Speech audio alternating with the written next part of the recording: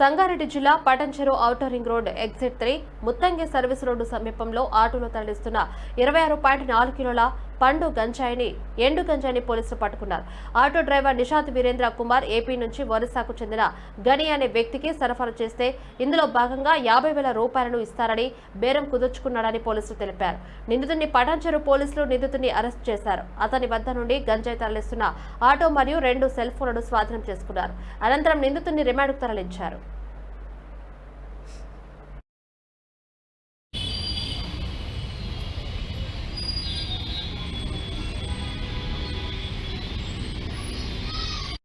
నిన్నటి రోజు అనగా తేదీ 18/10/2020 నాడు నమ్మదగిన సమాచారం ప్రకారం అందాక 3 గంటల ప్రాంతంలో మన ఎగ్జిట్ 3 ముత్తంగి సర్వీస్ రోడ్డు దగ్గర మన పోలీస్ సిబ్బంది మాటు వేసి ఒక ఆటోలో అక్రమంగా 26 కేజీల 400 గాంజాయిని తరలిస్తుండగా పట్టుకోవడం జరిగింది.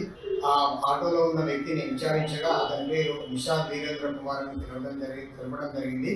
అతనికి ఒరిస్సా రాష్ట్రానికి సంబంధించిన గెను అనే ఒక స్నేహితుడు అక్రమంగా డబ్బులు సంపాదించడం కొరకు నువ్వు ఇటు గాంజాని తీసుకువెళ్ళి తెలంగాణ మరియు కర్ణాటక రాష్ట్రాలలో నేను చెప్పిన వారికి ఇచ్చిరా అటు ఇచ్చి నీకు ఒక ట్రిప్కు 50,000 రూపాయలు ఇస్తానని ఆశ చూపడం వల్ల ఇతను అధిక డబ్బులు సంపాదించవచ్చు అన్న ఆలోచనతో అక్రమంగా ఈ గాంజాని రవాణా చేస్తూ పట్టుబడడం జరిగింది.